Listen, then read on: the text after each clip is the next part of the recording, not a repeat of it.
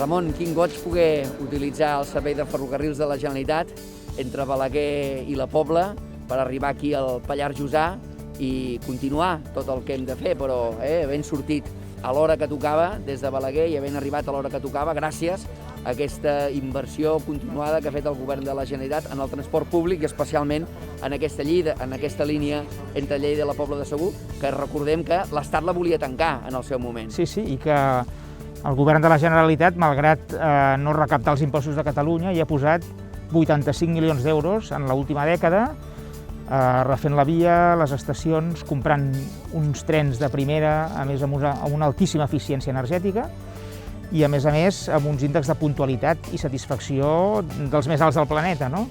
És un servei de qualitat, el que fem des de Ferrocarrils, perquè és un servei de proximitat, que pensa molt amb l'usuari, no? La veritat és que nosaltres necessitem una mobilitat més sostenible i, per tant, tot el que és infraestructura ferroviària va en la línia d'aquesta mobilitat més sostenible, però també necessitem un país cohesionat. Hi ha d'haver inversions en el territori per tal que el país estigui ple i estigui viu. No haver abandonat aquesta línia en el seu moment, haver invertit aquests 85 milions d'euros, aquests 2 trens nous, un tercer que n'ha d'arribar, però sobretot poder anar més enllà. Saps que tenim el projecte i Junts per Catalunya està compromès per desenvolupar el sistema de rodalies de Lleida, és a dir, que també Ferrocarrils assumeixi el que és la línia entre Lleida, Cervera i Manresa, no? Per tant, anar enfortint aquesta concepció de la cohesió territorial des d'aquests serveis bàsics com el transport públic. Totalment d'acord.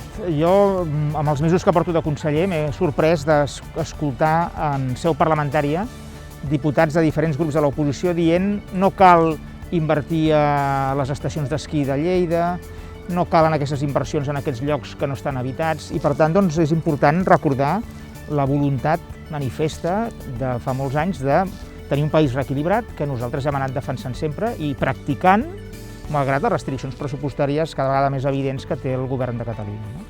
Infraestructures, ara repassàvem aquesta línia de Lleida-Balaguer a la Pobla o la que farem també a la línia Lleida-Cervera-Manresa, més infraestructures com ara una imprescindible pels Pallars al Coll de Comiols. Sí. Hem de fer que aquest eix bàsic que uneix els Pallars i l'Alta Ribagorça amb l'àrea metropolitana i l'àrea metropolitana amb els Pallars, és en doble direcció, sigui un trajecte més segur i més còmode, les dues coses. De temps no n'estalviarem massa, perquè la distància és la distància, però hem de fer una carretera amb estàndards del segle XXI i, per tant, que aquesta mobilitat sigui, sobretot això, no? Segura i còmode, que no sigui una barrera mental pensar que has de passar per Comiols, que ara actualment té molts dèficits, per arribar als Pallars. No? Per tant, infraestructures, però també posar en valor aquests actius. Tu parlaves de les estacions de muntanya, i tenim Port Ainé, Espot o Vall de Boí a l'Alta Ribagorça, gestionades directament des de la Generalitat, però també vetllant molt que les estacions privades, com Baqueira Beret, per exemple, funcionin bé, no? Però també tenim altres actius, el Parc Natural de l'Alt Pirineu o el Parc Nacional d'Aigües Totes i Escans de Sant Maurici, han de ser actius al servei del territori. Tot amb la línia aquesta, parlaves del reequilibri de la cohesió territorial.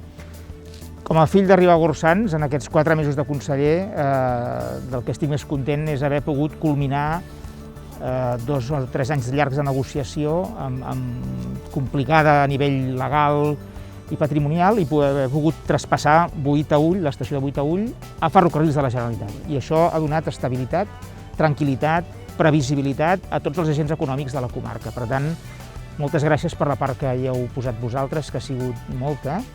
Clar, estem en un estat, que és l'estat espanyol, en què s'han fet grans inversions ferroviàries.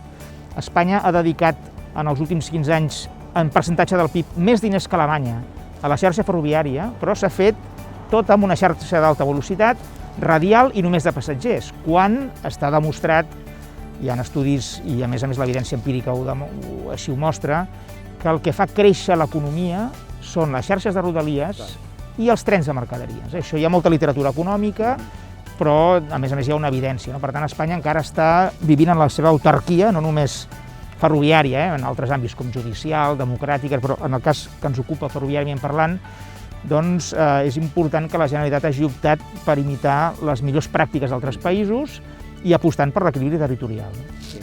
És evident que estem vivint una emergència sanitària molt greu i que impacta directament amb els comerços i amb la restauració, però és precisament aquesta emergència la que ens demostra totes les febleses com a sistema i també les dependències estèrils que tenim de l'Estat. És per això que els de Junts per Catalunya volem la independència, per poder ser un país normal. Tota la nostra potència, tota la nostra capacitat, amb normalitat, a favor del territori i de la gent del territori. Doncs fem-ho possible aquest 14 de febrer votant massivament les llistes de Junts per Catalunya.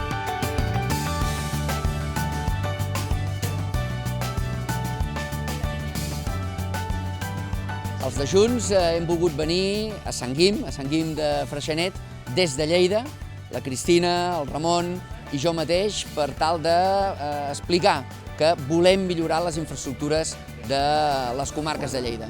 Hem de millorar les infraestructures de manera que puguem oferir més i millor transport públic a la nostra gent.